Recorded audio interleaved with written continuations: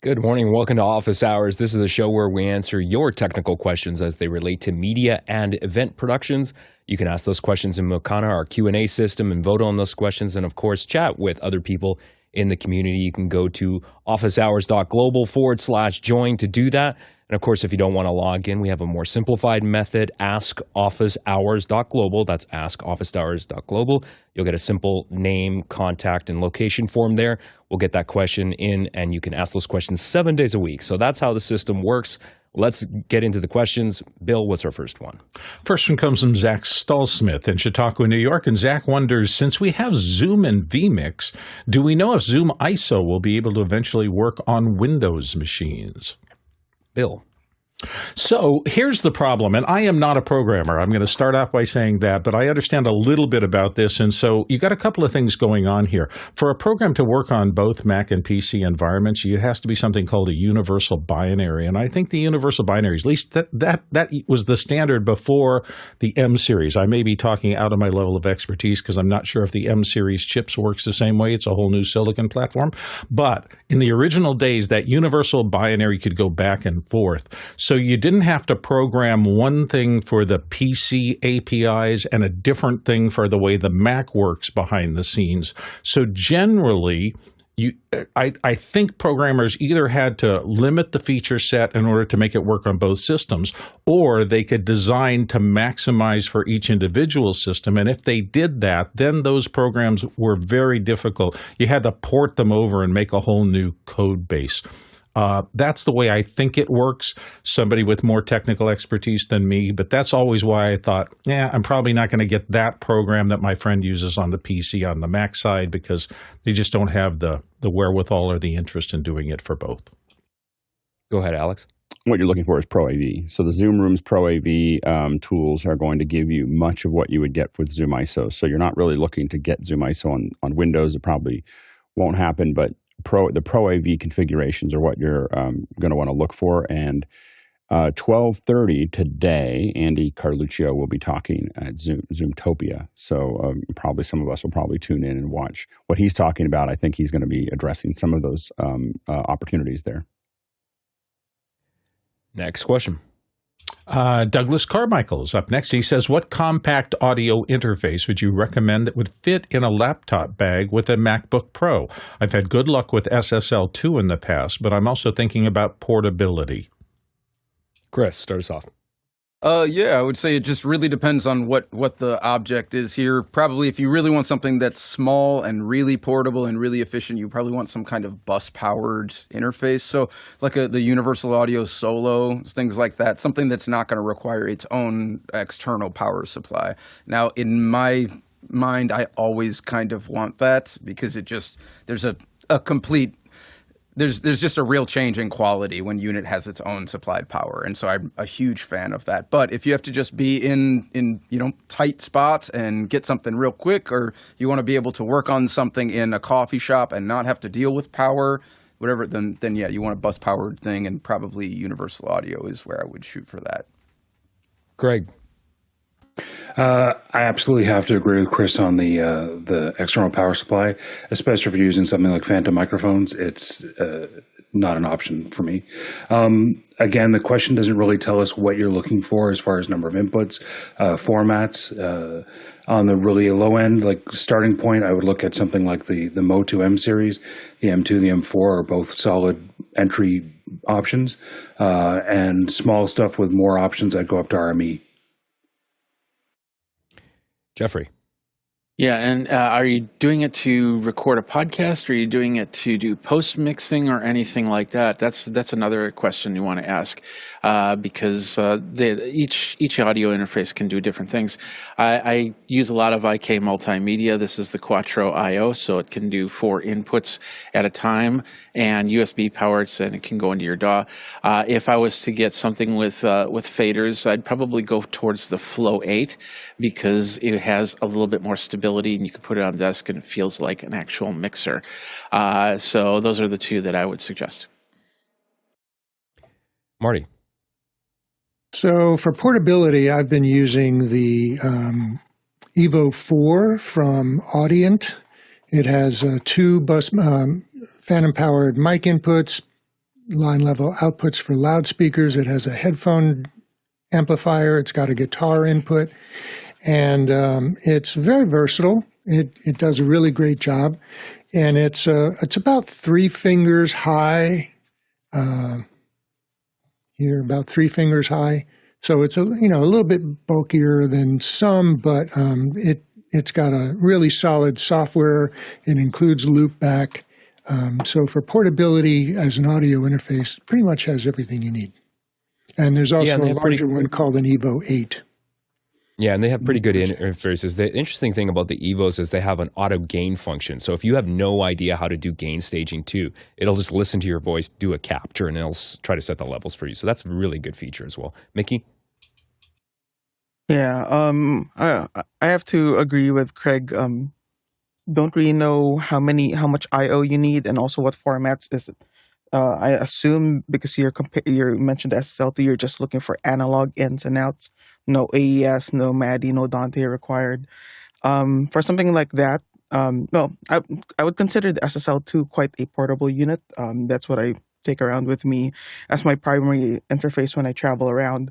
But if you want something even smaller, there is the Shure MVX2U, which is a single channel microphone input only audio interface. It does not have any line level audio inputs, and it does not have any high impedance instrument level input. So I don't know if that's important to you, but if you just need a single mic in and also headphones going out, MVX2U is an option. Another option is the Scarlett Solo, which is quite a smaller footprint compared to the SSL2, and also the Scarlett 22. I have both of them, and they're pretty darn good. Yeah, that's a great round of suggestions there. Marty, you wanted to come back? You're muted, Marty. Sorry. Right, next What's Marty and audio interface? Go ahead. Let's not forget that, I don't know what your use case is, but let's not forget that if you're on a gig and you're doing audio, let's not forget that most digital mixing consoles are also a rather large audio interface. Yeah, exactly. You can connect Next that right question. to your computer. Next question comes to us from Paul Wallace in Austin, Texas. This drone sequence at the Austin City Limits Festival last weekend was amazing and was part of the official videos from the show. Is this the future of rock festival video? And he's got a link there to YouTube. Chris. Yeah, I mean, this is already something that people are doing a lot of in a lot of festivals, as far as I know, and it's just such an unbeatable solution for such a low cost. I mean, the thing is when you look at the actual cost of what, right, you might have like $1 million of PA and you might have a $200,000 audio console. Your little drone all of a sudden is giving you this huge look at this massive, expansive crowd and all the stuff going on and zooming all over the place. And it's really not that expensive of a thing. The camera on it may be, but when you look at what you're getting for something that's as easy as that, yeah, I would say that probably we're going to just be doing more and more of that. Everything is really moving into how can we make it portable, how can we make it remote, how can we make it smaller, and that's just another. It's just too big of a possibility in that. I mean, some of these videos are outstandingly good. So. Yeah, I would say a lot. Paul. Yeah, there is a video of this on YouTube. It's the Renee Rapp session. I hope Courtney can show the actual video. But the remastered Kingdom 4.0 is the outfit that did all the drone footage. And it's phenomenal because the drone, literally, she's on the mic, playing to the drone. The drone draws back, goes around her, and then takes off, shows the back of the stage, and then comes around and then shows the whole city skyline. There's like there it is. Marty's got it.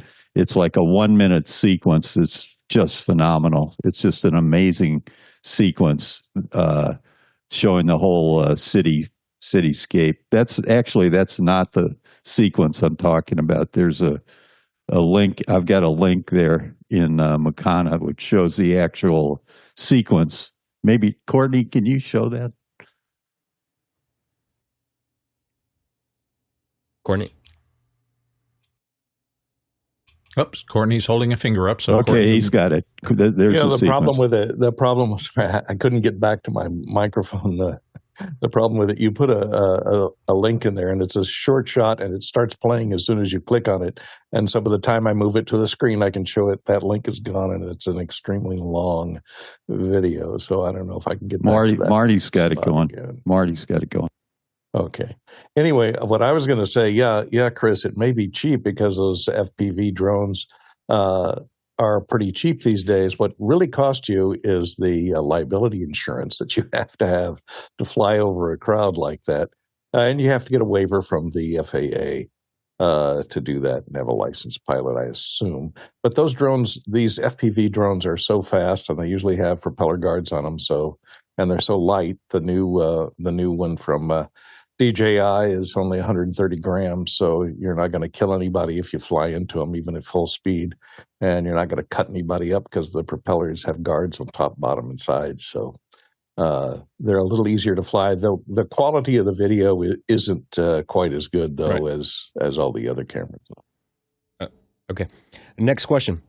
Peter Moore in Auckland, New Zealand is up next. Ableton released the Move recently. Thoughts? And he's got a link there to it. Jeffrey? So I'm looking at it. I'm not a big fan of these small little pad items here.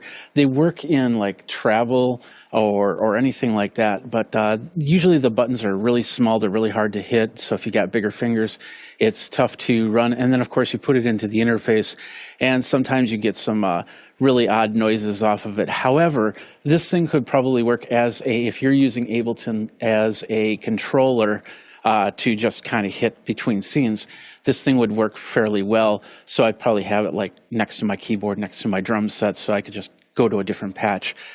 So of course I'll need to get hands-on to get a full idea, but that's normally how I use different pads like that, and which I don't. Courtney? Yeah, these type of instruments really amaze me because I have a hard enough time, wrapping my head around a keyboard, and each one of those keys can change function and can change, instrument, change key, change whatever. They're all programmable, and they change on the fly. So remembering what's where and what patch you have in with no labels on anything that are constantly changing, you really have to wrap your mind around that to be able to play it like an instrument, coherently. Chris? Yeah, I would just say that to me, I'm not an Ableton user, and I've never used this, but on just a quick look, it looks like it's incredibly customizable. And so that's one thing about all these small pieces of equipment that tap in the fabric of software, is that they really, really give you an expansive look to bring everything to your fingertips that you need in the way that you need it. And so it all turns into workflow stuff once you really, really go through and you work out all the wrinkles. Something like that can actually, it may just be able to bring galaxies of options to you on a button press, and that I'm sure is useful to people who know what they're doing. So, Jeffrey? Yeah, and that's the problem with customizable is all of a sudden you change the buttons and then you forget what those buttons are because those buttons aren't going to tell you what those buttons are, which is one of the reasons why I like a Streamdeck, is because it will tell you what the button is before you press it. Courtney? And one other problem is it uses RGB color LEDs backlighting each one of the buttons so that they can change, the buttons will change color depending upon what their function is. And for somebody that's colorblind, that could be a problem. If you're colorblind, you may have a problem, reading the interface. Next question. TJ Asher in Minneapolis, Minnesota says, I'm looking to get an audio interface that costs less than the lauded Mix Pre 3.2 that also has good noise suppression because I have a noisy environment. Does such a mythical item exist? And if so, what does our esteemed panel recommend? And he notes, I use a Mac. Craig? I think, and maybe Bill, I think you've got one of these, you can confirm this, but I think the universal audio ones have some built in. But since they're you're not built running in plugins, you can get a plugin that adds it. I have the Apollo Solo, and I use the Cedar plugin on that. Yeah. But I'd also suggest, since you mentioned you're running a Mac, on the newer OSs, the Mac's audio mic focus works really well. It might not be up to Noise Assist or Cedar, but it's a good starting point, and you might be able to just use that. Mickey. What Craig mentioned there, the Universal Audio Apollo Solo can run plugins, including a noise suppression plugin from Cedar, natively right on the DSP of the hardware. It doesn't have to use CPU cycles, which is great. If we do a comparison here, MixPre 3 is a $950 US plus a single instant of noise assist is $300, so that's $1,250. The Apollo Solo is $500 US, and the CVox plugin is on sale right now for $174 US. That's 50% off. So right there, that's less than $700 US for the pair of the Apollo Solo plus a CVox plugin. Chris.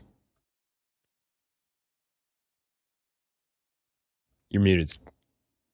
Sorry about that, guys. I was going to say, again, you're going to want something that will have onboard DSP with it, and very much the Apollos, like everybody's saying, is definitely the thing I would be looking for, because the thing is here is you're trying to get a result, okay? And this is just across the board. You can apply this to any application in production, really, with audio, video, whatever it is you're trying to get a result. And there's a certain amount, people have an idea of the thing that they're shooting for. And if you don't get the equipment that's going to really, really get you there, you're going to fall short, and it's just an uphill battle. So you have to understand that it's more about like the end result in anything that you're doing that you want to really, really be setting your rig up for. In a situation like this, if it's always really problematic, having something like the resonance filters that the Apollo software will give you, you can track with it live, and you can just commit it to tape if you want. You can just monitor through it, and then you can apply those same settings in post. That's drastically powerful there. And already with what Mickey just said price-wise, I don't think you're going to find a solution that's that powerful and that small of a format. And also, I mean, like the amount of other uses you're going to get out of it, they will grow once you see. So, Courtney. Yeah, I looked at a video last night on this new Tascam FRAV2, which is a 32-bit float recorder and or computer interface. So it has a USB-C connection to your computer and can work as a 32-bit float audio interface. And it does have DSP functions built into it. It does have a noise gate. It has compression, equalization, all that on each of those inputs. The inputs can handle 48-volt phantom switchable directly, and you might look at it. It's $400. Look up the he demos the noise removal. It's a noise gate. It's not like an AI type noise removal that you will find on the heavier, the more expensive units, but it seemed to work fairly well.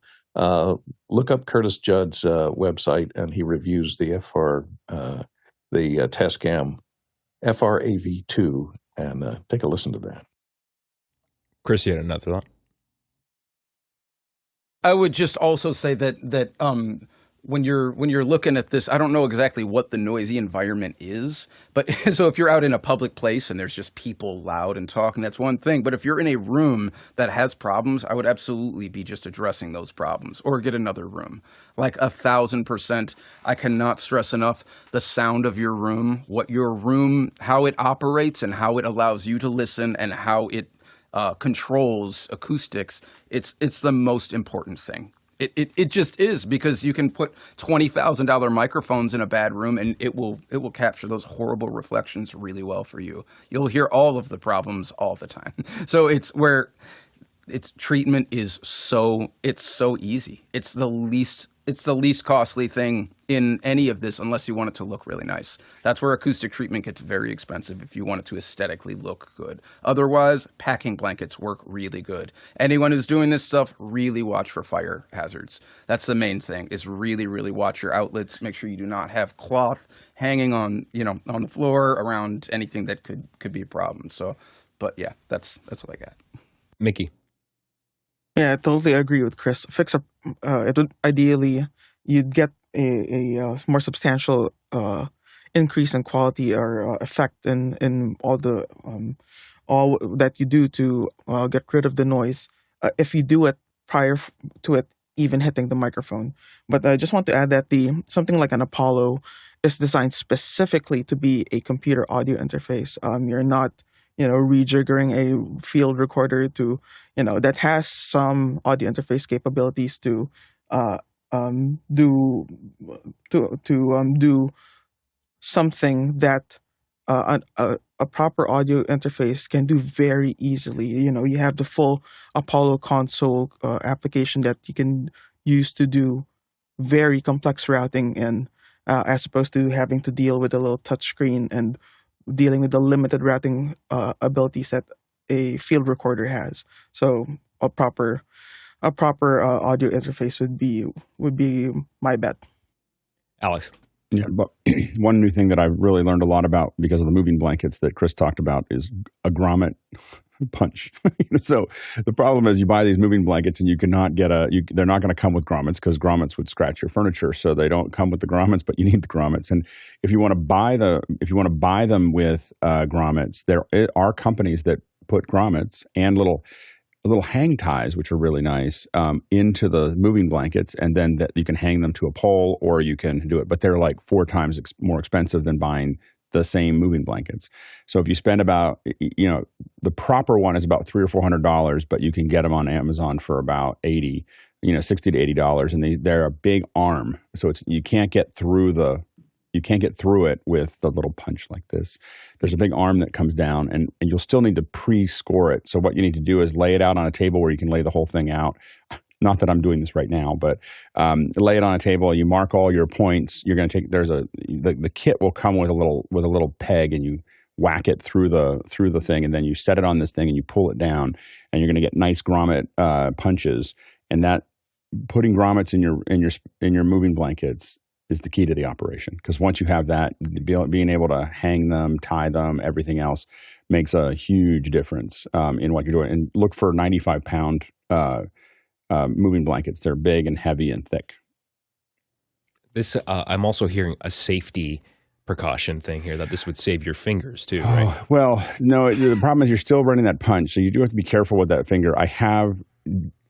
Early on, I did open my thumb up to a point where I could see my bone with putting grommets into a moving blanket. So I will recommend being very careful about doing this. Don't take it seriously, and keep your thumbs away from the top of the.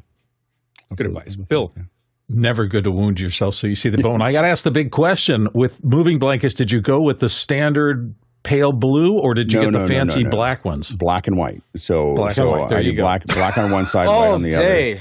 Yeah, that's the one to use. You can get them on Amazon. They cost they're whatever they are. I don't know, but they're not super expensive. But that way you can darken it or lighten it. You definitely don't want colored blankets if you're using them with video, because you're going to get a ton of bounce.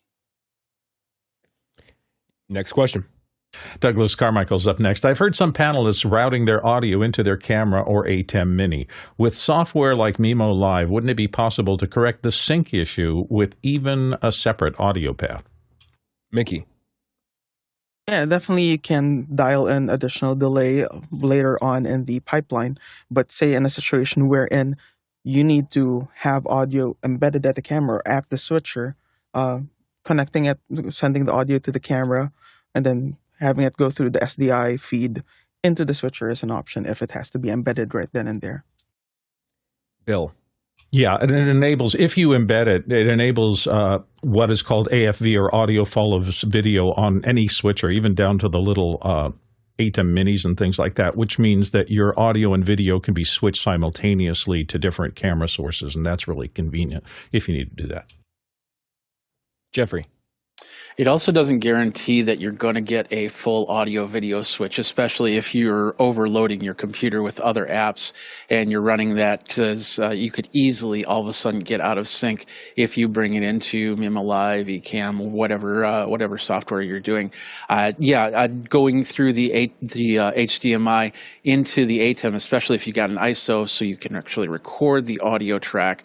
But I would try to go for the audio jacks over the HDMI. HDMI always being a last resort for me. Courtney. Yeah, going in over the analog inputs gives you the ability to delay the audio within the ATEM software. But going in over the HDMI inputs, you have no delay on that audio that comes in. It's married with the video, and you can't delay it separate from the video. Next question. Gilbert Breen in Las Vegas, Nevada is up next. There's a recent press release by T-Mobile about the upcoming launch of their 5G on-demand service. Thoughts for remote production or any experience with 5G? And he's got a link there to the announcement. Alex. Yeah, I'm not that excited about it as a solution for if you're using consumer. But what T-Mobile is pushing towards, and AT&T is pushing towards, and Verizon is pushing towards, are separate production level 5G connections. Oftentimes these are in the vicinity of arenas and so on and so forth. The challenge with 5G is that each transceiver doesn't go very far, and so it doesn't really work in the middle of nowhere. So you're not going to open up this 5G in the countryside and be able to shoot something. But what it is useful for is if you're doing coverage in dense areas. This is what they've been working on, or what they've built. Well, I don't know what T-Mobile's built, but others have built. Is a separate 5G pipeline that cameras can attach to. So if you're using a general modem system that says we use 5G, that's not the same. These are production level 5G connections that are using different parts of the band and are sequestered from the rest of the consumer traffic. And they have the potential to be able to send up to 100 megs a second with a latency under 100 milliseconds. So it's a pretty good connection from there. And theoretically, if that worked, you would not have to worry about bonding and so on and so forth to get it out there. I haven't done much testing with this sequestered 5G network for a couple of years, so I don't know where it is. When we first started it was pretty hit and miss. So they may have. It's been a couple of years though, so they may have tightened up some of the solutions. Mickey. Yeah, I'm a little confused because I think this has been around for quite a couple of years now, at least 2 years, I think. Maybe they're just opening up their capacity for it and marketing it a bit more. But I know of productions that have used dedicated. It's been in use for six years. It's been this pipeline. You're 100% right. It's been in use for 6 years. It's just that it was pretty rough around the edges. And only you really had to know somebody who knew somebody to get it turned on. And I think this is probably more of a commercial but not consumer rollout. That's my guess. Paul. Yeah, this is something that's been around. CBS and NBC have been using this for a while. Next question. Zach Stallsmith in Chautauqua, New York is back with this. Can we send Dante audio over the cloud from network A to network B for remote production? Craig. Yes, you can. There's a couple of ways to do that I've seen. The Audinate does have Dante Connect, which does allow that. I haven't used it yet, but I know it's there. The one thing that I did with the Belfast team, sorry, I'm a little bit done, was to go Dante into Unity Connect, use Unity Connect as the backbone across the internet, and then come back out Unity Connect at another Mac in Belfast to go Dante into an X32. And that was really very effective. I can't remember the maximum channel count, but it was more than 64, I think, I want to say, at least 64. And for me, as a live sound mixer, the latency involved was no more than being at the back of the room mixing a live show. So it was very effective and rock solid and non-compressed audio, full PCM. Mickey. Yeah, I totally agree with Craig there. Dante Connect technically keeps it within a Dante, it's still a PCM stream. It keeps it within a Dante wrapper, and you use Dante applications, the Dante controller, to do all the routing along with Domain Manager. Unity Connect, as mentioned by Craig, takes it out of the Dante realm and puts it in its own either Opus or PCM stream going across the internet. That's one way you can bridge two sites and we use that quite often. It's certainly one of the more cost-effective solutions at, I think, 600 or 700 US per license at each site, and that's a one-time perpetual license as opposed to Dante Connect, which is a subscription that you have to pay. And you have to make it part of your operating costs.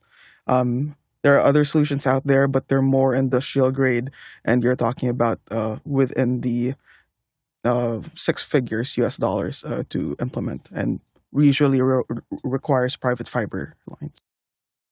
Next question. Next question comes to us from Roscoe Jones in Madison, Indiana. How would you measure and match the time delay for adding ambient mics to the dry mix of the main board for streaming? How are ambient mics used differently than audience mics for a streaming mix?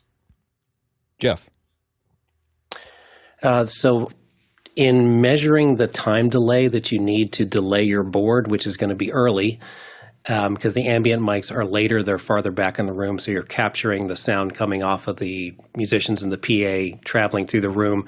I would start with a rule of thumb that we use in audio, which is about a foot a millisecond. That's the speed of sound. And so you know that if your ambient mics are 50 feet back, you're going to be somewhere in the neighborhood of 50 milliseconds.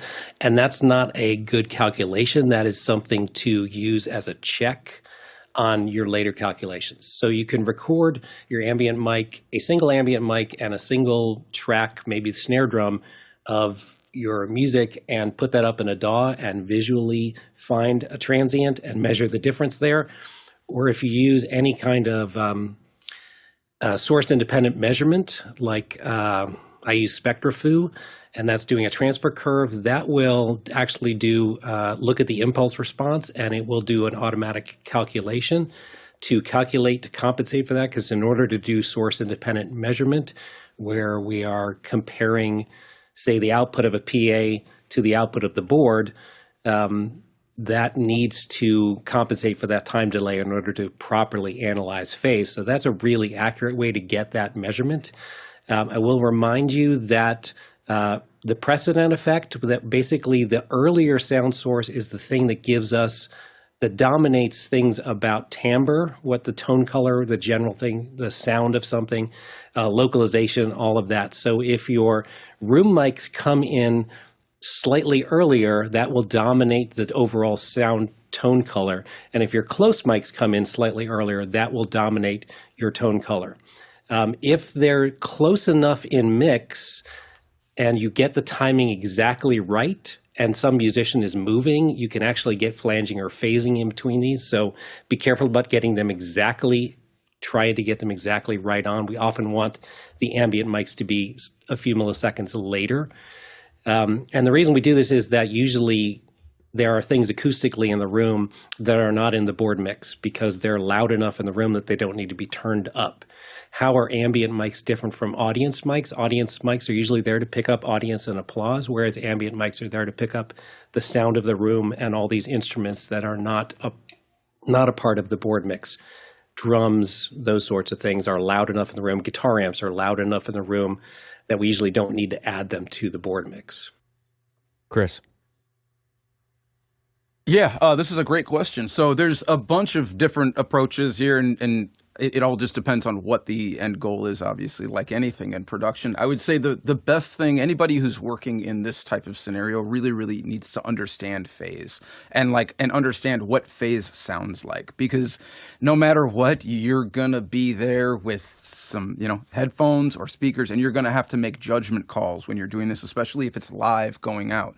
After the fact, if this is a recorded thing, you can just move waveforms, and you can really tweak these things and line them up after the fact, and it's great. If you're doing this as a live stream, though, and it's all happening at once, Jeff just really gave a bunch of really, really correct information all in those regards. But you're going to be getting these. What is 4 meters in different? Oh, Bill, I think you may be. Bill, you got to open. Sorry about that. No worries. You're going to be getting these separate sources, right? You're going to get your video separately. You're going to get your direct feed from the board separately. And then separately, you're going to be getting your audience and ambient microphones. So no matter what, these things are going to get blended. And the way you're going to have to do this is just by delaying things and using your ears to do so. Just like Jeff was saying, I mean, as far as the difference between audience and ambient microphones, very different uses. For me, usually, if I'm trying to get audience, I have microphones pointed at the crowd. So that way they're cheering into those microphones. Whereas for ambience, I would have that more back of house, actually, or front of house position where you're mixing, things like that, where you can actually just more point at the speakers, at the room in general, but everyone is cheering away from you. So it is really quite a different sound. Now, I've done very extensive audience mics where I may have them all around the room, and that's its own use. You have to work with this stuff because when you're dealing with microphones that are very high up, they add height to your recordings, right? And so this is very much like what Jeff was saying, is that if that is imbalanced, if that is leading, the way that we hear, echoes happen after the sound. You're in the Grand Canyon and you clap and you're hearing a series of echoes. Reverb is the same thing. It's right. It's a different waveform, obviously, than a hard echo, but it's happening after and it's an extension. If that's happening too early, it's very weird and absolutely causes tons of issue. So. Arnie, you real quick. So audience mics are there to capture the sound of the audience in isolation of any PA sound. So they're closer, they're aimed away from the PA system. They're there just to capture the audience. For ambient microphones, most rooms, there are 3 distinct zones, right? Up close, you're getting all direct sound and very little reverberation from the room, because you're so close to the source, to the loudspeakers, to the band. In the middle of the room, you're in a transition period where you're hearing more reverberant sound, but more dominantly you're hearing direct sound. So there's a mix there. But beyond a certain distance that's called the critical distance, you're in the reverberant field, and where you're hearing very little direct sound, most of what you're hearing is reverberant sound from the room. And in that zone, phase response is random. And when you put room mics in that zone, what you're hearing mostly is reverberation from the room. And as said before, you want these to be later than the direct sound, so timing them is not real critical. But having said that, when you go into the delay adjustment on a channel on a board, there's usually an indication that's both time and distance. So if you're able to measure the distance with a laser pointer, for example, just looking at the mixer will tell you, based on that distance, what your delay will be. Mickey. Yeah, absolutely agree with Marty there. And that's why usually if I have to deal with miking up or recording or mixing a live concert, I would ask for at least 3 stereo pairs at those 3 different points. And I would only really stress myself about lining up the actual instrument inputs, the band microphones, to that first layer. And then the rest of it is I would just treat as just natural reverberation or ambience or delay, and not really think about having to time align to those. And that way I can treat those further mics as, say, like if I'm mixing in 5.1 or 7.1, or I haven't done a concert or an event a live concert in Atmos yet. But what I would do is the further mics I would push out to my side surrounds and my rear surrounds, and then the closer room mics get fed more to the left and right, main left and right channels. In terms of timelining them, I typically look at try to use inputs with very hard transients as my guide. Typically a kick, sometimes a snare, but I prefer the kick. And as Jeff mentioned earlier, you can, if you have time before the broadcast, you can do a recording and then bring it into a DAW and compare how many samples it takes to time align them, or milliseconds it takes to time align them. Then dial that amount of delay so that things will line up. Or you can also just start to add delay to say your kick input, and then you would it's something that is quite a stark difference when they click in. It's something you feel, especially like if it's a kick drum you're aligning, you feel it in your chest, especially if you have good monitoring. You'll feel it like click in and leave this go change from sounding very muddy into something very tight and precise. Next question. Kyle Hammond's up next from Chicago, Illinois, and Kyle wonders, possibly setting up a sound booth with 2 to 3 Insta360 links. The control room is more than 10 feet away. How would you get video from the booth to control? Jeffrey. I would start by trying to think of something other than the 360 link. 360 links are great for right next to the desktop computer, but they're USB enabled, and you go and you do longer runs, and you find that you're going to spend a lot more time and money just trying to get those runs to continually work. When you've got one camera, it's a pain. When you've got 2 to 3 cameras, it's almost impossible. There are options, like for instance, OBSBot makes USB to HDMI or USB. This is actually a USB to NDI box, which you can plug it outside and then run that through via Ethernet to your control room. You can definitely set out a computer outside the control room and run those USBs to that, and then run from there. But I would, for the extra price, the OBSBot Tail Air, it can do not only Ethernet connection, but it also can do NDI, and it can do SRT connections that go straight to your control room. And then it's just simple cabling. You don't have to worry about it. It's not really buy once, cry once, because it's about $499 for the Tail Air, but it will definitely do the same stuff that the Link 360 does in a more remote fashion. Bill. I think Jeffrey's heading on the right path. Be careful about this. I was looking up, I apologize for getting my audio wrong, but the USB Type-C to Type-C, which these cameras have, the cable length limitation is about 4 meters. That's about 13 feet, a little bit under that.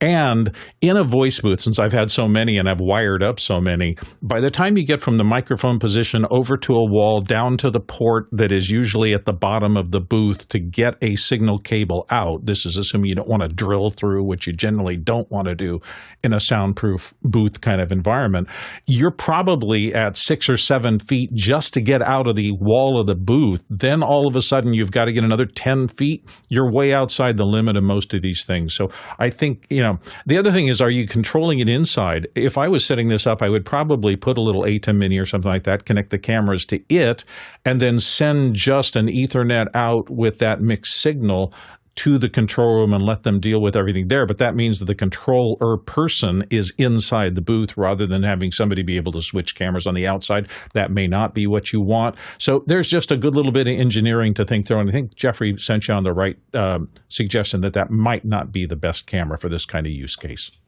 Mickey.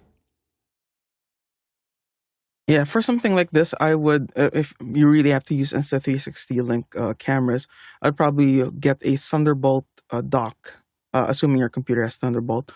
Get a Thunderbolt dock and either a long copper Thunderbolt cable, or look into optical Thunderbolt cables. Courtney? Yeah, one other possibility is to run OBS on a mini computer like, my favorite here, the Melee Quieter C. And I think OBS will be able to handle 3 of those Insta360s. You may not be able to control pan and tilt independently on each one at the same time. You switch between them. And then you could take the Ethernet out of that that little Melee that is in the booth, and send it to your location, your control room, and then remote in to the Melee to control the desktop remote KVM into the Melee from over the Ethernet cable. And that way you'd have control over the 3 cameras. You'd have OBS and the ability to composite, put those 3 up, and take a single signal out back to over the Ethernet to your controller. Next question. Next question comes to us from Craig Kadoke in Toronto. Rumor has it that Sound Devices is launching a handheld wireless for their Nexus system, including buttons on the side that can trigger OSC commands out of the receiver. Thoughts? Greg. Yeah, so I'm doing a Cochrane here, a Canadian Cochrane, a little bit more apologetic. So I got So I got a text yesterday, a video from a friend of mine who's at AES, and he sent me a little video of him holding this new Sound Devices stick, 3 buttons on it that they were triggering Digico SD11 with doing channel mutes or scene changes, and I just thought that was really interesting. I think it's the Shure has something similar where their handheld has a button on it that can trigger things remotely, but I'm not sure if theirs is only in the receiver. This is actually sending OSC commands out of the receiver. I thought it was really interesting, and with the other stuff that the Nexus system does, this is just icing on the cake. This is a sort of completes their product line, I think, for this. Mickey. Yeah, they've been showing this off in a couple of conventions this year, and it's quite interesting because aside from the usual like, oh, I'm going to hit this button and now this mic is a talkback mic instead of going out to program or to the PA, you can now say with OSC, do anything you want. Maybe trigger a light that alerts a producer about some issue that's happening. Or maybe with OSC, you can go say, okay, next question, press the button, then you trigger your Mukana system or your Isadora system to go to the next question in the graphics or whatever. So it's quite the possibilities are great with this. Jeff. Yeah, I could see using those buttons to trigger slides in a presentation so they didn't have to have a separate clicker. But I know for me personally, I never want the talent to have a switch which can turn off a microphone. I want to be in control of that. Next question. Douglas Carmichael's up next. And Douglas wonders, PreSonus released Studio One Pro 7 today. What stands out to you? And he has a link to the PreSonus website. I haven't seen this announcement. Jeff, have you looked at it? I took a real quick glance. I'm not a Studio One user, but it seems to me that they're positioning themselves maybe a little more towards Ableton Live. They had a lot of AI track split features that you can actually get stems out of a mix. So it seems like certain DAWs are leaning towards certain types of production.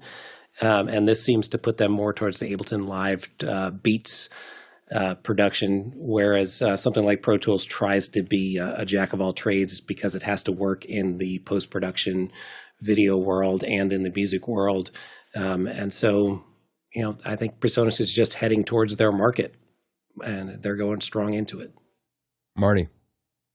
So I've been using Studio One for quite a while now, and I've really enjoyed the way they've their progression for features. So they really first they kind of perfected the user interface in a 64-bit file format for basic DAW for recording and for editing. And then they went into they started going into music creation for composition and for virtual instruments in recording and producing music. And in Studio One 6, they introduced immersive sound with a Dolby Atmos renderer built in. And in this one, they seem to be leaning even further into music composition and creating with a bunch of new features and including a lot more virtual instruments and different ways of experimenting with different compositions and playing with different arrangements without destroying things that you've done before. They also included Apple spatial sound in this release, I see. So the one thing that it really doesn't do very well, that they haven't really leaned into, is including video. You can play a video track, but you can't really edit the video track with this, but you can do everything that you want to with audio on that video track. Jeffrey. I'm going to be very interested in how their AI-powered stem separation works, and if it works really well. I've seen a lot of programs that do the stem separation, and you get a lot of bleed through because you can't truly unmarry a track without some sort of problems right there. And it'll also be interesting to see how they do their libraries for things like samples, because in some of these systems, if you use their samples, you might be faced under some sort of copyright information. And as we start to get towards AI sampling, that becomes a very blurred line. So I'll be interested to see how they integrate the AI in this thing. Alex.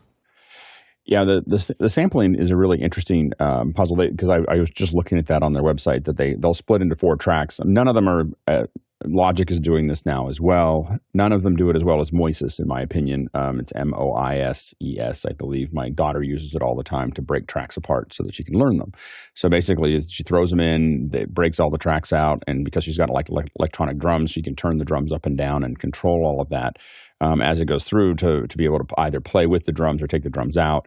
The bleed through as someone who used to mix a lot on live, the bleed through isn't as important because oftentimes if you're a DJ and you're doing this, you're pulling them out. You're not going to publish the tracks. What you're doing is you're using them to, you're mixing them into the song before, oftentimes as a precursor to playing that song. You're kind of telling the audience that it's coming.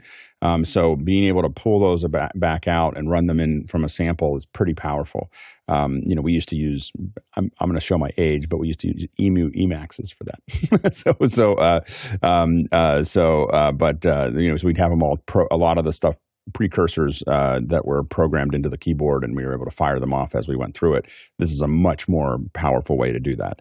So I think that Jeffrey's 100% right that the samples are a copyright problem if you do the record, but there's a lot of uses for separating those channels out that don't require a copyright, or you're not building a show. You're not building a song that you're going to release with it. I don't know how large PreSonus's software development team is, but it's really astonishing at the rapid. I've never seen a DAW manufacturer like this just so rapidly iterate, and they're just crushing it right now. I mean, with the Dolby integration now too, I mean, the amount of value they offer in that app is just really astonishing. So I'm really looking forward to trying to spend some time and learn a little bit more about it. Next question.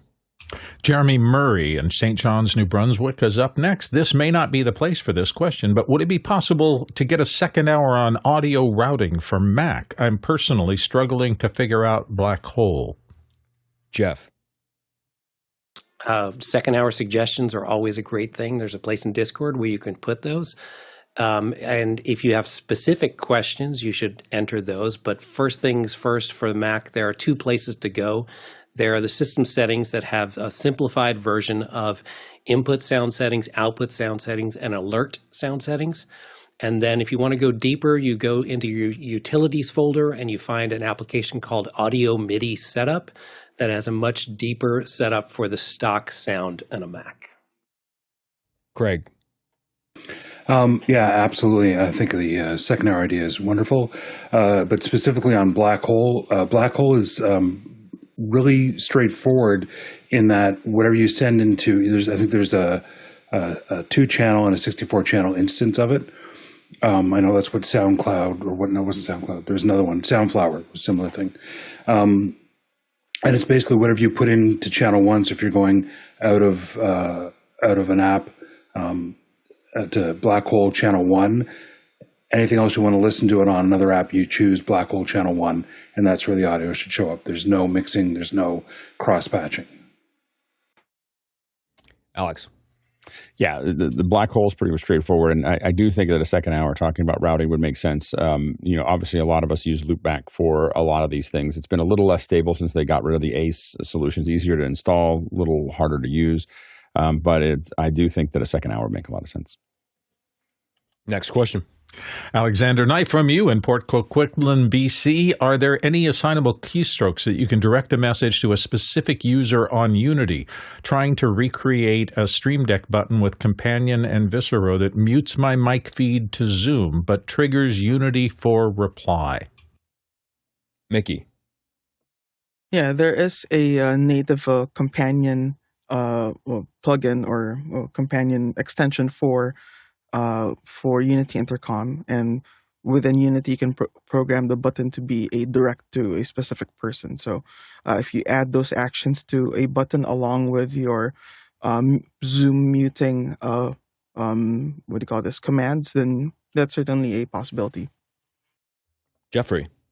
Yeah, you can create a multi-button, but I would go, like Mickey said, go directly through the Unity option rather than Viscero. Viscero's nice, but every now and then it does have some missteps, especially since it's being listened on one computer, and I think it's still open source. So it's a nice program. Don't get me wrong, I used it many years. But once again, if you can go directly through a plugin instead of going through that, I would do that. Next question. Chris Sabato is up next from Albany, Oregon. I have two Dante devices on opposite sides of a corporate network. Dante Manager on one side can see both devices. On the other side, only one. What can I tell IT to look for in the network config? Mickey. Yeah, it's difficult to really tell without knowing how exactly the network is set up and also what firewall rules may be in place.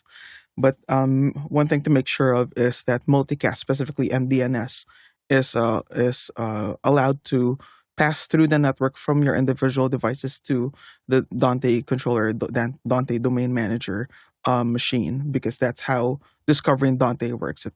It uses a standard MDNS. Jeff. On the Get Dante site, they have information for network managers. I'm going to put a link to that page where you can go as a good starting point. And you're also paying a huge licensing fee, so hit up Audinate to help you fix your problems. Next question. Aaron Cody in St. Louis, Missouri says, where do you go to look for research and analysis on the live event production market, especially for a particular city? It would be nice to have an actual business model instead of, I think I can. Mickey. Yeah, for something like this, I would definitely look into any trade shows that may be happening locally in your area. I know, at least in the sound community, operators and also business owners are really, really friendly and open to sharing information and helping everyone else out. So try to see if you can, visit conventions and talk to other people and get, conversations rolling so you can better understand what's happening locally in your area. Chris. Yeah, I would just say that anybody who's looking at this kind of a situation, if you're building, I'm assuming this is like a concert venue, right? So if you're building a structure together like this, if there's any part of it that you don't fully understand now that there's someone that specializes at that job and that it's a real thing. So when you're looking at something like this, venues have they have talent buyers, okay? And so that's what this person's job is, to actually go out, search, find clients, find artists that you want to book at your venue. There also you can get outside bookers that will want to put shows in your spaces. But there's a whole system of people, and rates and costs for things can actually vary quite a bit from city to city, state to state. So it really, I would find someone that's informed in your area that's been doing this for 20 years or something, and ask, because like Mickey said, people usually, if you're like, hey, I've got a space and I want to like bring money here and jobs, and can you help? People are probably going to jump right in and say, yeah, here's a bunch of information, and be happy to share with you. But it is an actual position. I've run multiple venues, and we always had an actual booking office, right? So there's a full staff, and they're just booking shows and having these conversations, looking at those numbers. It's all a real thing, and it's a serious thing, because if it's wrong, this is your business that will absolutely just it won't succeed. So, Paul. Yeah, a resource I used is called Biz Journals, BIZ. And if you go there, you can just type bizjournals.com and you put a slash and then you put the name of the city, like Austin. And it'll give you listings of production houses and rental places. It's more of a generic answer, but it's a good resource. Alex? The live stream market's pretty small. and it's pretty stretched out. And it's really not about, you can't measure it in the same way you would a large consumer mature market, in the sense that it really is about people seeing that this is possible or seeing that this is a useful thing. And a lot of people can make a lot of decisions about these just because they think it's cool, or they think that they see a use for their nonprofit, for their company, for their, whatever they're trying to put out there. And so a lot of it is building those relationships. It's less about measuring the market, because what you're measuring is what's existing, not what's possible, and because there's so much, you're looking at 1% of what's possible and trying to measure that little 1% and trying to figure out what that looks like. But it doesn't look like most of the work that I get didn't exist before I got there. I created it out of nothing. I didn't measure something to figure that out. So you want to kind of keep that in mind. And the way that I've done it is not really measuring the market as much as making friends. You're constantly working with other people, giving them, when you have time, and if you've got time and someone's trying to put something together, you jump in on their project, you try to help them be successful.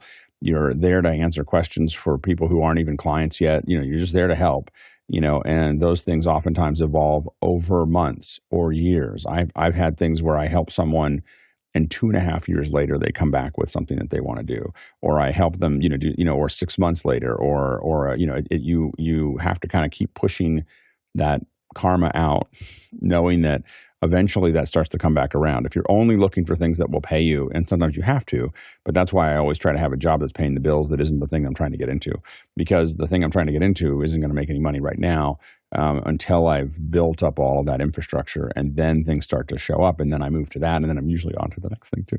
Start to build the next thing that I want that one to make money for while I'm doing the next thing over. So that's the kind of the tank track that some of us use. Craig.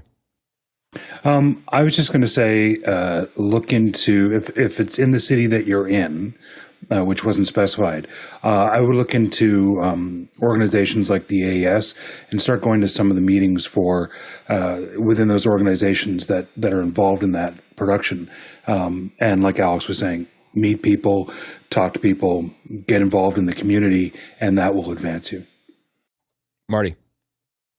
So event production can mean many different things. It could be a nightclub, it could be a concert hall, it could be a corporate meeting space, it could be a catering shop that caters to weddings and other family events.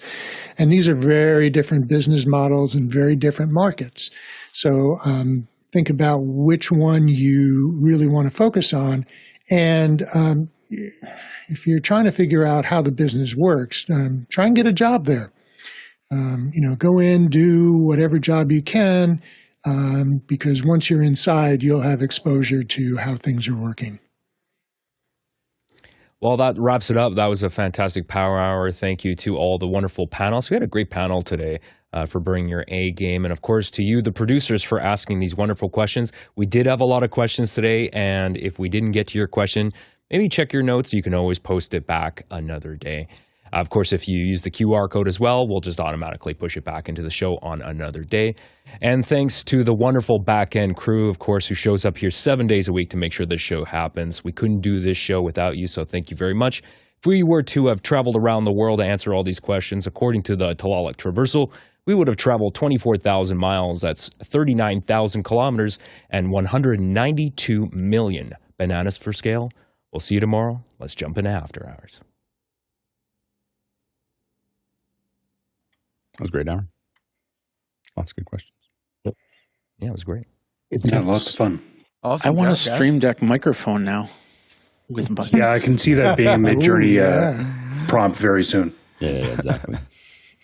Yeah, I forgot about that on the audio interface. Thanks, everybody. All right, catch you guys later. Bye. Later on. Have a great day.